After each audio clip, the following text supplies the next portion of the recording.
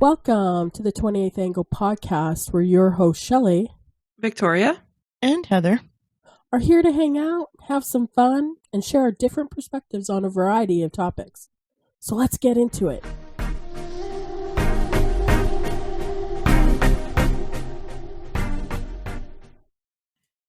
Hey everyone. Hey. Welcome back to another episode. Happy Hump Day. welcome. How was your guys' weekend? I really didn't do anything, so it was fine. We took the kids to the Springs yesterday morning, so I had to get up super early for them, which I wasn't a fan of, and probably the reason I slept until 11 today, but that's okay. Yeah. I'm never a fan of getting up early, so We had a little bit of a busy weekend. Well, actually, no, we didn't have a busy weekend. We had a busy Thursday, Friday, but so far the weekend has been not busy at all. We went grocery shopping on Friday. That's about it. fun. Yeah. Yeah, All mine right. was also pretty boring, so I didn't do anything. Fun bunch this weekend, huh? Right. Mhm.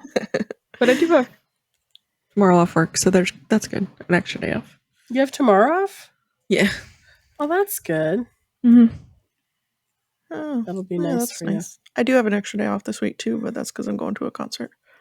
So I'm off Tuesday, Oh, yours is Tuesday, right? Yeah. so I can go see Jelly Roll and Post Malone. Close. you. Yeah, okay. I know. I really wish I could go too. I wish I could have went too. Is it here in this area? It's in Orlando. Oh, in Orlando. Oh, okay. Yeah, at the Camping World Stadium. So Oh, okay. it Oh, should the be same fun. place you seen Pink. Yep, same place. It was the last concert I went to, so and Oh, we it paid is, for yeah. parking in advance, so it'll be really, really easy. Last concert I went to was what? Pentatonics, I think, like 2 years ago. Right? Yeah, Yeah. you don't go to concerts much, right, Shelley? No, not really. I don't remember my last one. Backstreet Boys. No, Korn. You went to Korn. Oh, it was Corn. Yeah, it would have been Yeah. Corn. Right? Yeah, Corn. Yeah, that probably was your last. Pretty sure. Yep. But I'm sure we have a Backstreet Boys concert coming up. Yeah. Sure. It's real close now. We should. A couple weeks, I think. All right, let's get into this episode. We decided to do like a true crimes episode this week.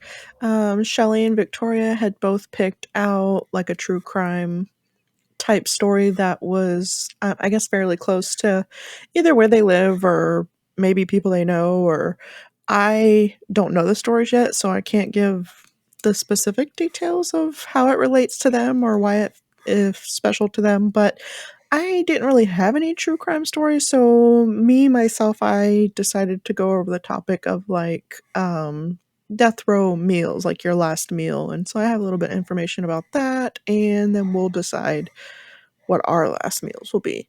So I think Shelley's going to start off, if you want to go ahead. And Shelley? All right. So I'm just going to move this over here. All right. So I'm going to tell you this case.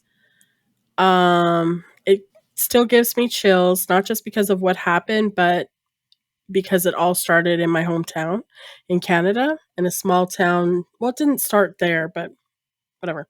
The person I knew came from there. So from Yorkton.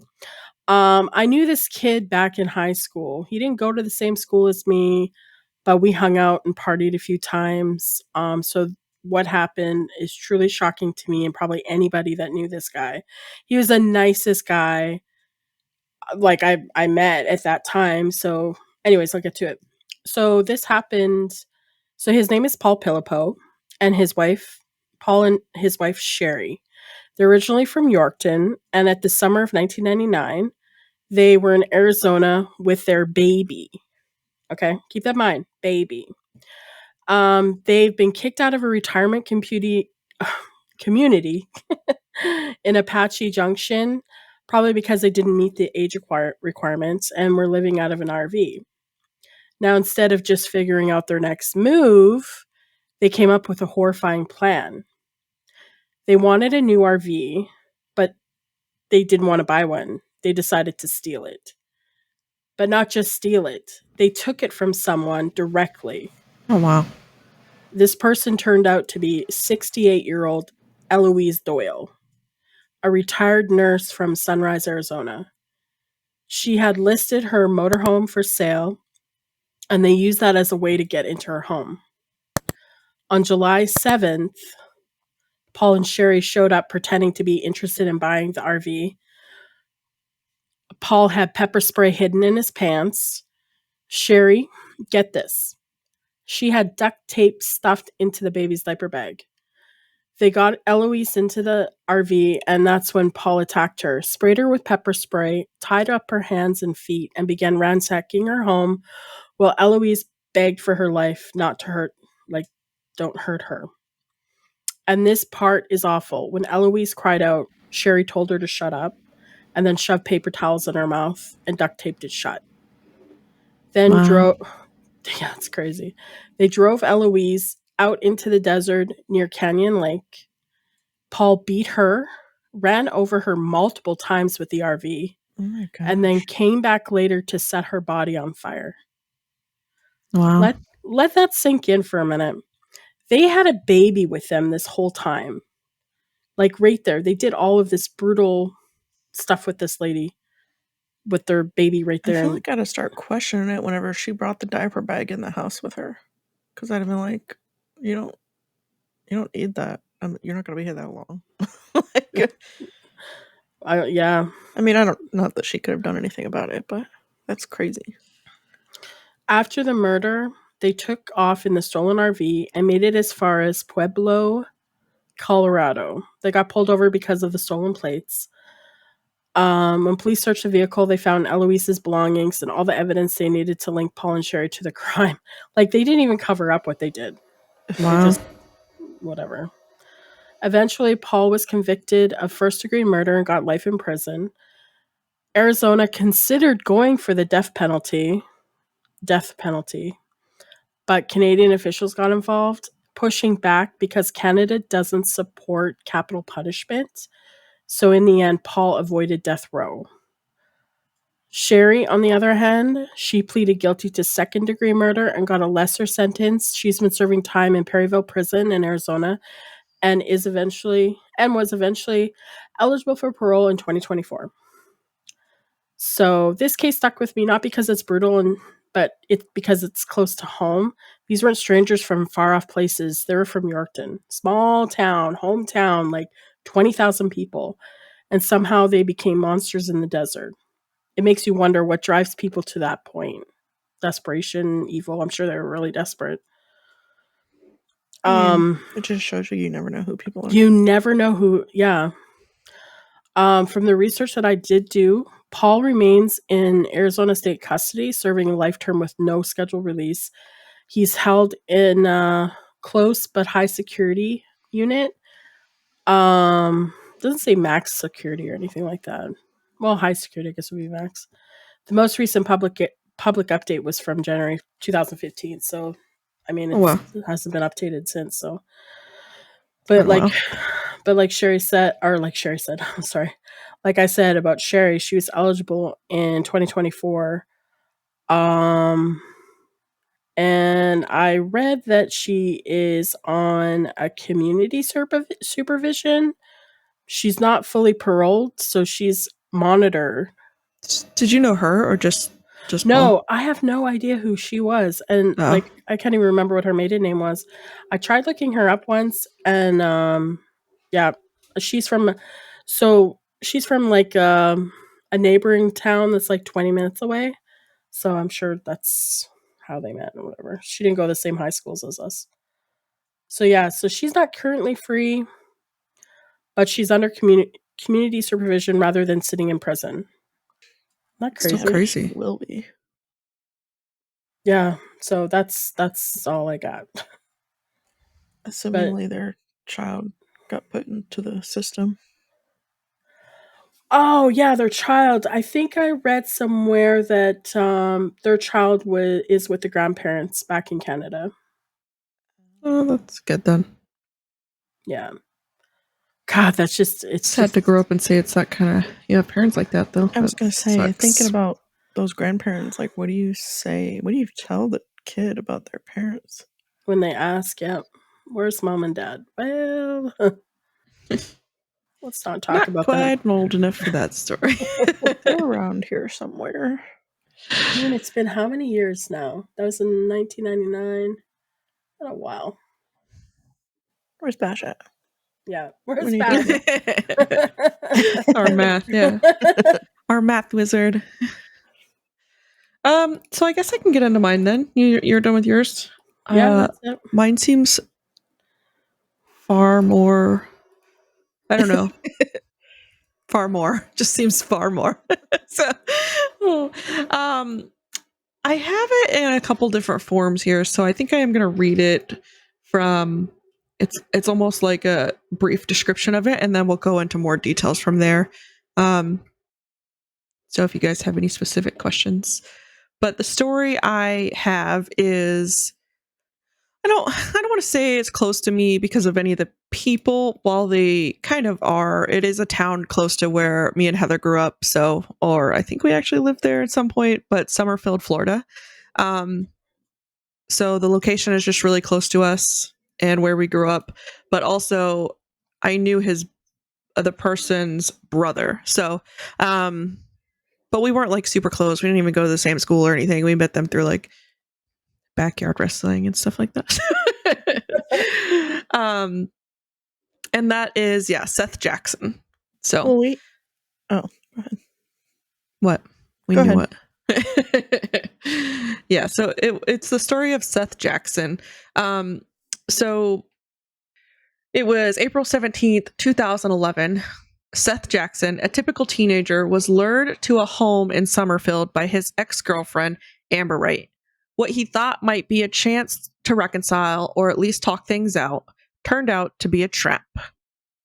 Upon arrival, Seth was met by a group of individuals, including Amber Wright, her brother, Kyle Hooper, Michael Bargo, Amber's new boyfriend and the alleged mastermind, Charlie Eli, and Justin Soto.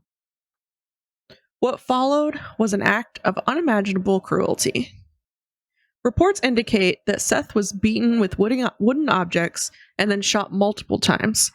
When he attempted to escape, he was held down and shot again.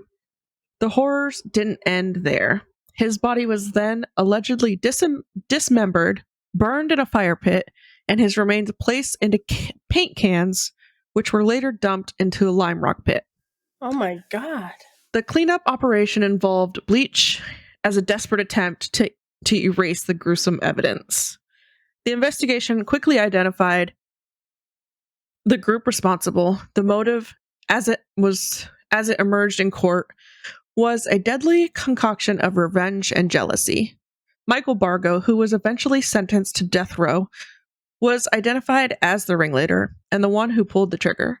Amber Wright, despite her claims, was found guilty of her involvement with luring Seth to his death. The trials were complex and emotionally charged, bringing to light chilling details of the planning and execution of the murder. Several of the co-defendants, including Kyle Harper, Charlie Eli, and Justin Soto, also received life sentences for their roles in Seth Jackson's death. The case drew national attention, prompting discussion about juvenile offenders and the depth of the teenage violence. The tragedy of Seth Jackson's murder is a stark reminder of how quickly darkness can descend, even in seemingly peaceful communities. So, That's so crazy. These people that commit these crimes, like, do they honestly think that they're going to get away with it? I know it's so crazy. Like, do you honestly think that they're not going to, like, do any of these people watch, like, CSI or Law and Order? Like, they all these were apparently they don't. like young kids, even teenagers, right? How old were they? Oh, yeah. The oldest one was like 22, but most of them were under 18. Yeah. Yeah, that's what I thought. So they were tried as adults then? Oh, I believe they were. Oh, yeah, for sure. Yep. Yeah, I just don't get it. Like, Or they always you always Yes. hear about those people that commit these murders and whatnot, don't get caught for a long time, but then start bragging to people, but they end up bragging to the wrong person, and then they get caught. Yeah. Yep. Yeah, so I think Seth and Amber were dating since December 2010.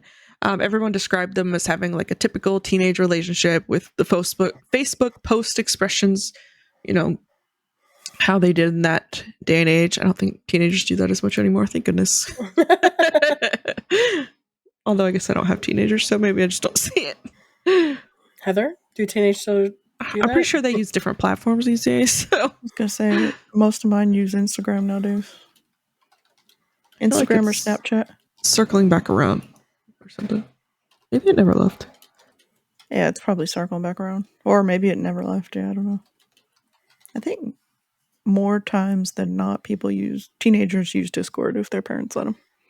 Oh, that's true. I wasn't around when I was I think young. even So. my kids have their own Discord server. And Speaking of Discord, really off topic, but today Bastian seen I had Discord on my phone, and he's like, "What? I can have Discord on my tablet? Oh How'd you no. do that?" I was like, "Oh, well, yeah, you can." So he learned that today. That's funny. Yeah. So I don't know how much more we want to go into this one because there's just so much to it. Like, there's conversations and details about what led up to Seth finally meeting with Amber and just how they lured him into the house, like exactly what happened to him and all that. But I mainly just wanted to get kind of the details out there or the main point out there, as kind of our first little step into true crime here. So I remember that story going around. yeah, and it's just really brutal. So that's why I think I just wanted to kind of leave it as it was. But yeah, there's like shows about it. I should have gotten the name of the shows before I at the end of this, but either way, yeah, there's like true crime shows about it that go into way more detail and all that. It's just really crazy that we used to hang out with his brother all the time, and That's crazy. yeah. Are you done? I haven't really heard from him since, so whatever. But yeah, you can go into your next one if you I have just another.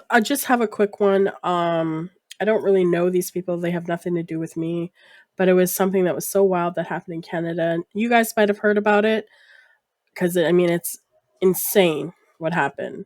Okay, so it was it would happen July 30th, 2008, a long time ago, on a Greyhound bus traveling west of Portage la Prairie, Manitoba, which is not too far where my parents live now. Vince Lee. Your town name, sorry. I was just laughing at it. Portage la Prairie.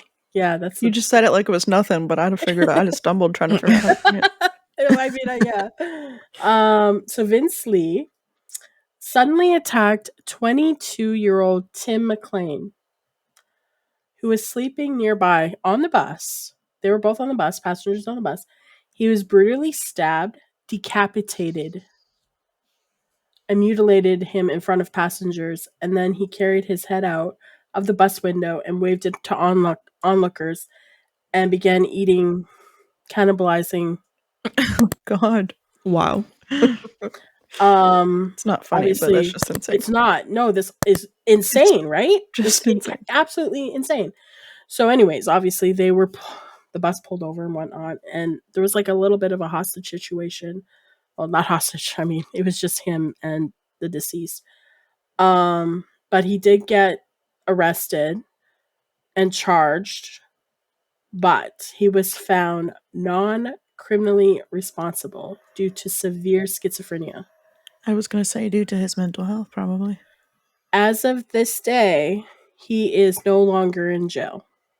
He is walking the streets like nothing happened. Wow. I hope with some more help.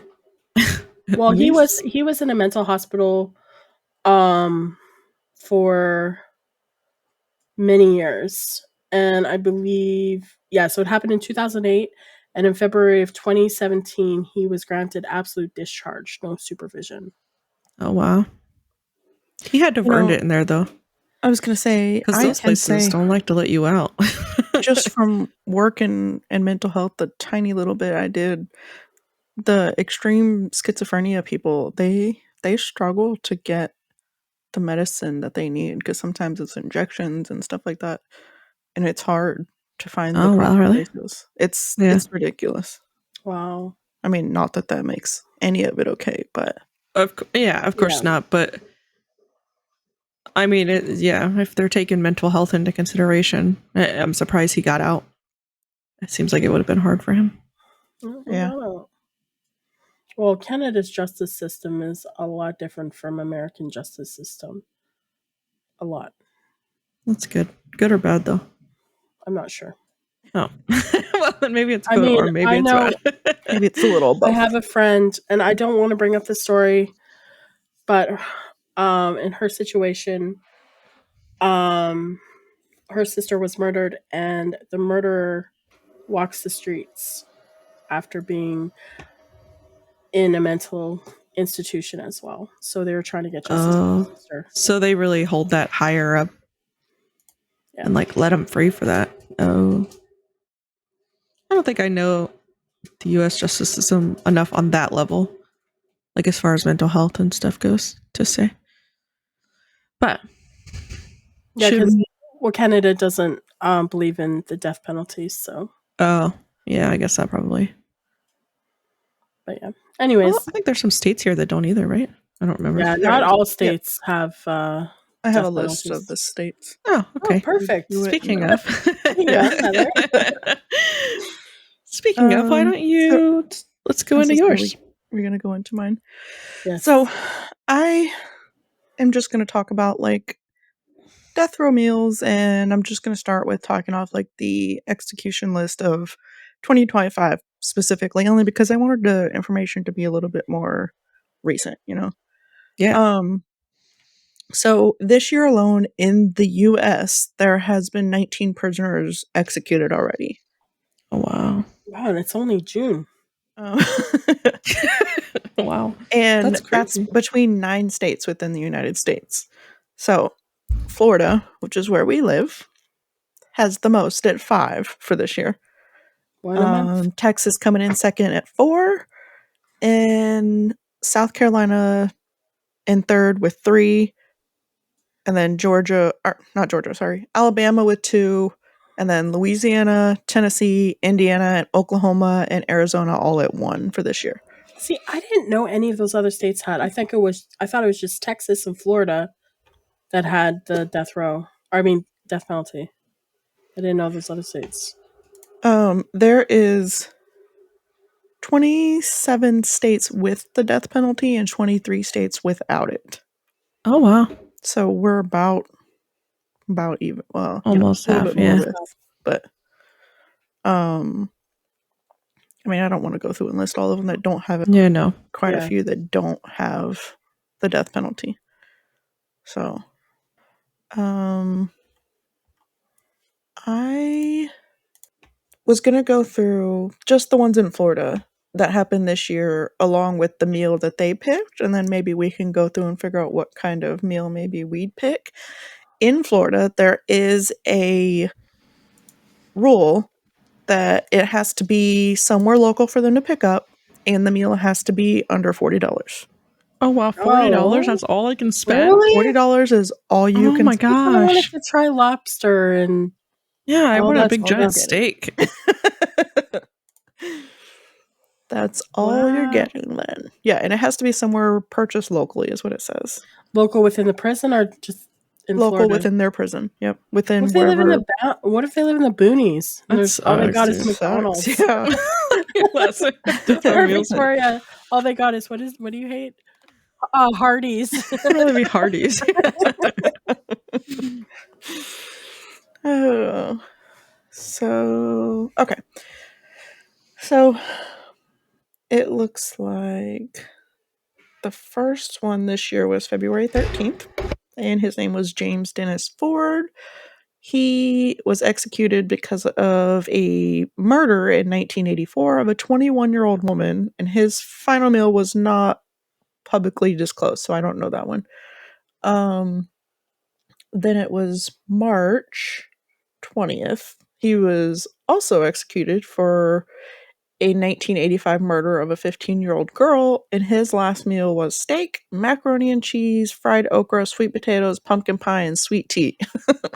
Fried okra. It was good until the fried okra. Yeah. Sounds like a typical Florida meal to me. I mean, I don't know. Yeah, it does. It really does. April was Michael Tanzi. I don't know how to say the name. April 8th for the murder in 2000 for a murder of a Miami Herald employee, Janet Acosta. His final meal included pork chop, bacon, baked potato, and ice cream. Pork chop, hey? It's okay, I guess. On May 1st, that meal wasn't publicly disclosed either, but it was for a murder in 1994, murder of a 15-year-old girl. Doesn't really say anything else. May 15th, which was what, less than a month ago. I mean, Yeah. wasn't even that long ago. Anyways, Glenn Rogers, he was executed for a murder in 1995 of Tina Marie Cribbs Rogers, known as the Casanova Killer, claimed to have killed over 70 people, a statement he later retracted. His final meal consisted of pizza, chocolate cake, and soda. There is also, actually, which is not very far away, there's one scheduled for June 10th. For a 1994 kidnapping, rape, murder of Carmen Gayhart in Lake City, Florida, which isn't really that far away either. That's crazy. Nope. That is crazy. As of 2025, there is 299 inmates on death row in Florida. So, wow, that's crazy. How many? 299. Wow. Just in Florida. That's crazy. Also not surprising, but I know. Everybody calls Florida crazy for a reason. I don't know. So if you guys had to pick a death meal, what do you think you'd go with? I think the $40 would be my struggle. Yeah, because food is so expensive nowadays. Probably like a giant bowl of loaded mashed potatoes and a steak. Like a tiny steak and a cheeseburger. I'd probably go with a cheeseburger from McDonald's, French fries from Checkers, a grape slushy type drink from Sonic's. She's in jail in a popular city. I don't know. So what I don't know is I don't think that they go to like fast food. I think that they go to buy the food and make it within the prison system, like within the prison kitchen. So I don't think it's going to be like, let me go buy McDonald's, let me go buy this, let me go buy that. I think it's going to be a specific food, and then they make it in the kitchen and bring it to you. Okay, so fried chicken maybe. Fried chicken. Still sad about it now. You broke her heart. I know. Fried chicken and some mac and cheese. Oh, I don't know. Man. I'd probably throw some mac and cheese in mine. As long as it's homemade. Yeah. Maybe like a nice lemon meringue pie and some strawberry milkshake or something.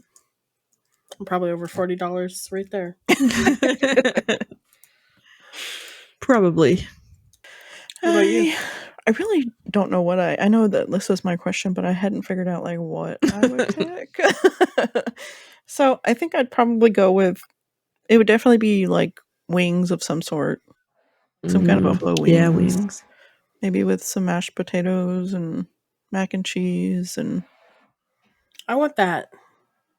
That's what you want to. I need Chipotle wings. She's changing her marriage. I'll have what she's having. That's funny. But yeah, that's probably it. It'll probably be wings. I mean, it probably would be wings, mashed potatoes, mac and cheese. I don't know what else. Okay, well, I never want to see you guys there to know for sure. Right. So just Definitely also not. keep, Exactly. don't break the rules. Like, don't. I So- thought it was kind of funny. I know I'm circling back, but I thought it was kind of not funny, but it was weird because when I started looking up all the information and the research and stuff like that, the amount of people that I guess they considered innocent compared to guilty that were even within death row was a really high number. And I was trying to circle back and find that number because I did read it, I think Friday when I was doing this research, and I can't find it now. But it was Of course, like, yeah. it was like 2 out of the 5 people were considered innocent on the death row that had been executed. It was insane. Wait, so they were So- innocent and they still got death row? Like And they most were people still on thought they death were? row. Yeah. And they died. Oh, Yeah. dang. So Oh my they goodness. found out they were innocent after the fact. Well, I don't know if I don't know how they find out or how they do that research. It's just When they'd be like, "Oh, let's not say anything." I don't know. Hopefully, their family got compensated for their Sure, mistake, hope so. I would sure hope so. Yeah, because they do compensate the They would prisoners have that are in to jail. pursue it though, in Yeah. order. Oh, Yeah. here it is. For every 8.2 people executed in the United States in the modern era of death penalty, one person on death row has been I don't know how to say that word. Excommunicated. No, honorated. Exonerated. Yeah, exonerated. That's it. I was like, I know how to say it in my head. I know, but I've heard it can't before. figure it out. So I don't know. I just thought that was crazy. That is crazy. I guess to end it off here, I actually was going to say this earlier and then I forgot. I have a list of and I know everybody's probably heard these before, but I have like a list of personality traits that are in most serial killers. So I thought that might be interesting to Oh, yeah. round it off with. Sure. So, are we ready to hear them? Yes. They're kind of scary, if I'm being honest. And I'll tell you why at the end. So they are lack of empathy. Usually they struggle to feel remorse or understand the pain of others. Manipulation or being manipulative. Jeez, I can't say that clearly. They're skilled at deceiving people or like blending into society. Antisocial behaviors. They often have difficulty forming genuine relationships and connections. Early signs of violence. Some display cruelty towards animals or disturbing behaviors in childhood. Highly intelligence. While not always the case, some serial killers have above average IQs, which helps them evade capture. And then finally, history of childhood trauma. Many experienced abuse, neglect, or other traumatic events growing up. So, really, those are just like the most common. And just because you have them doesn't make you a serial killer, but it's just a common trait. So, I thought that was interesting. Yeah, for reals. Yeah, And it's scary because my kids have a lot of those traits. Oh wow. I can't help it. It's what I think of. Well, they don't have the ones that are like scary, like no empathy and Oh, what your was the other boys one? are like very empathetic. Yeah, they care about everything like that. So I think that's gonna round up this episode for today, correct? Yeah, I think Any so. any last things to say? No. Yeah, I think I'm good. All Thanks for right. listening and Yeah, checking in thanks with for us every week. listening. Thanks for hanging out. We appreciate it. We will see you guys next week. Bye. Bye.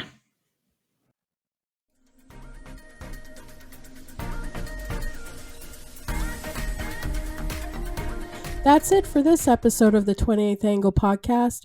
Thanks for hanging out with us. If you enjoyed the conversation, be sure to follow and share it with someone who needs to hear it.